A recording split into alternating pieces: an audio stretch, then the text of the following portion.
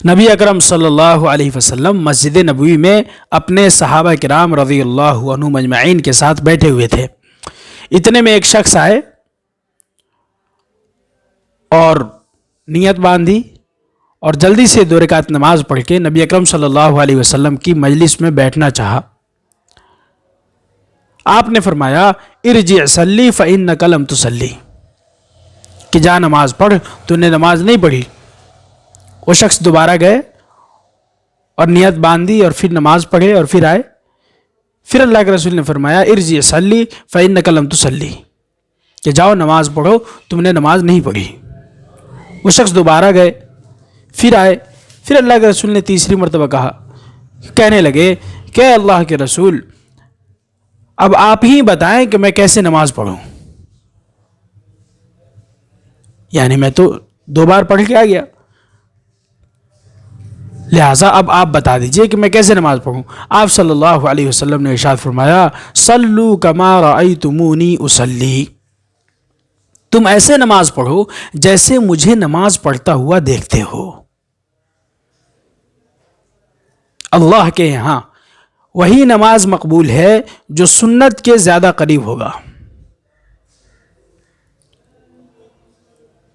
اب آپ سمجھیے، اصل میں وہ شخص جو تھے وہ نماز تو صحیح پڑھ رہے تھے، رکعتیں بھی لمبی لمبی کر رہے تھے، لیکن رکوع سے سیدھا کھڑا ہونا یعنی قوما کرنا جو کہ نماز میں واجب ہے۔ اب ایک شخص رکوع سے اٹھا نہیں کہ سجدے میں چلا گیا، اور قوما کرنا واجب ہے۔ اور قوما کسے کہتے ہیں؟ قوما کہتے ہیں اطمینان کے ساتھ رکوع سے سیدھا کھڑا ہونے کو، اور واجب کے جان بوجھ کر چھوڑنے سے نماز نہیں ہوگی۔ اگر سجدہ سہو اگر بھول سے چھوٹ جائے واجب تو نماز ہو جائے گی، اور جان بوجھ کر واجب کے چھوڑنے سے نماز نہیں ہوگی۔ اسی طرح جلسہ کرنا یعنی 2 سجدوں کے درمیان بیٹھنا کیا ہے؟ یہ واجب ہے۔ 3 تسبیح کے بقدر 2 سجدوں کے درمیان اطمینان سے بیٹھنا یہ واجب ہے۔ اب ایک آدمی سجدہ سے اٹھا نہیں کہ دوسرے سجدے میں چلا گیا بغیر جلسہ کیے، تو اس نے جان بوجھ کر واجب کو چھوڑا، اور جان بوجھ کر واجب کے چھوڑنے سے نماز نہیں ہوگی۔ اصل میں وہ شخص جو ہے رکوع بھی لمبی کر رہے تھے اور سجدہ بھی لمبی کر رہے تھے، لیکن قوما اور جلسہ میں جلدی کر رہے تھے، اس لیے اللہ کے رسول نے فرمایا ارجع صلی فإنک لم تصلی، کہ جاؤ نماز پڑھو، تم نے نماز نہیں پڑھی۔ یعنی کہ قوما اور جلسہ کو چھوڑ دینے سے، کیونکہ یہ دونوں چیزیں واجب ہیں اور واجب کے چھوڑنے سے نماز نہیں ہوگی، اس لیے اللہ کے رسول نے فرمایا کہ جاؤ نماز پڑھو، تم نے نماز نہیں پڑھی۔ اس زمانے میں نمازوں کا یہ عالم ہے، عوام تو عوام، خواص بھی، کہ انہیں پتہ ہی نہیں ہے کہ جلسہ کی تسبیح کیا ہے اور قوما کی تسبیحات کیا ہیں۔ جس طرح رکوع کی تسبیحات ہیں، جس طرح سجدے کی تسبیحات ہیں، اسی طرح قوما اور جلسے کی تسبیحات ہیں۔ سمع اللہ لمن حمدہ ربنا لک الحمد، اور حمدا کثیرا طیبا مبارکا فیہ، یہ قوما کی تسبیح ہے۔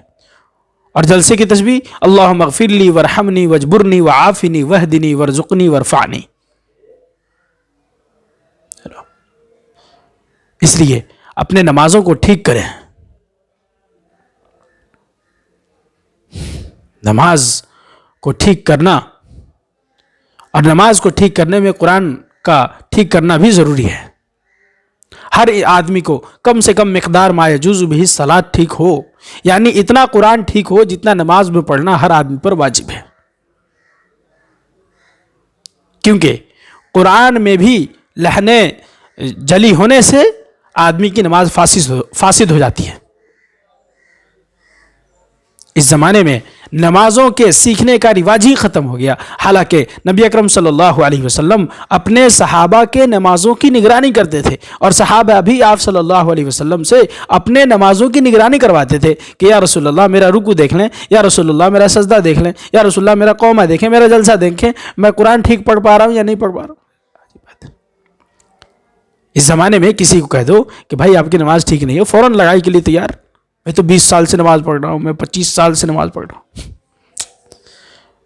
آپ کتنے سال سے نماز پڑھ رہے ہیں یہ مقصد نہیں ہے، بلکہ آپ جو نماز پڑھ رہے ہیں وہ صحیح سنت پر ہے یا نہیں، یہ اصل مسئلہ ہے۔ اور نماز کا چھوڑ دینا، اللہ کے رسول نے فرمایا بین العبد و بین الکفر ترک الصلاۃ، کہ بندے اور کافر کے درمیان صرف نماز کا ہی فرق ہے، بلکہ کہا الصلاۃ عماد الدین، کہ نماز دین کا ستون ہے، ومن اقامها اقام الدین، جس نے نماز کو قائم کیا اس نے دین کو قائم کیا، ومن ہدمها ہدم الدین، اور جس نے نماز چھوڑا اس نے دین کو چھوڑا۔ کہ نماز کو چھوڑ دینا دین کو چھوڑنے کے برابر ہے۔ اللہ اکبر۔ اس زمانے میں چھوٹے چھوٹے بہانوں سے لوگ نماز چھوڑ رہے ہیں۔ حضرت عمر رضی اللہ عنہ کو ابو لؤلؤ نے پیٹ میں چاقو مارا، اور چاقو مارنے کی وجہ سے آپ کے پیٹ کے 2 حصے ہو گئے، یعنی پیٹ بیچوں بیچ پھٹ گیا۔ صحابہ دودھ پلا رہے ہیں تو وہ دودھ جو ہے وہ پورا کا پورا بہہ جا رہا ہے۔ ہر وقت حضرت عمر رضی اللہ عنہ پہ بے ہوشی طاری ہے، لیکن جب نماز کا وقت ہوتا اور صحابہ کہتے کہ اے امیر المؤمنین نماز کا وقت ہو گیا ہے، آپ فرماتے ہاں ہاں ہاں ہاں مجھے پتا ہے کہ جس کی نماز نہیں اس کا دین میں کوئی حصہ نہیں۔ ہر وقت بے ہوشی طاری ہوتی تھی، لیکن جیسے ہی سنتے کہ نماز کا وقت ہو گیا ویسے ہی فوراً آنکھ کھل جاتی اور وضو منگاتے اور وہ پانی منگاتے اور وضو فرماتے اور نماز پڑھتے۔ کہ صحابہ کی نمازیں ایسی حالت میں بھی نہیں چھوٹی۔ اللہ اکبر۔ ایک بے نمازی کی نحوست 160 گھروں پہ۔ حدیث ہے، صحیح حدیث ہے کہ ایک بے نمازی کی نحوست 40 گھر آگے، 40 گھر پیچھے، 40 گھر دائیں اور 40 گھر بائیں، 160 گھروں پہ پڑتی ہے۔ اللہ کی پناہ۔ اس لیے نمازوں کی پابندی کریں، اور جو نماز پڑھ رہے ہیں وہ نماز کو سیکھیں، نماز کو سیکھ کر پڑھیں۔ اللہ تعالی ہم سب کو صحیح طور پر صفاتوں والی نماز پڑھنے کی توفیق عطا فرمائے۔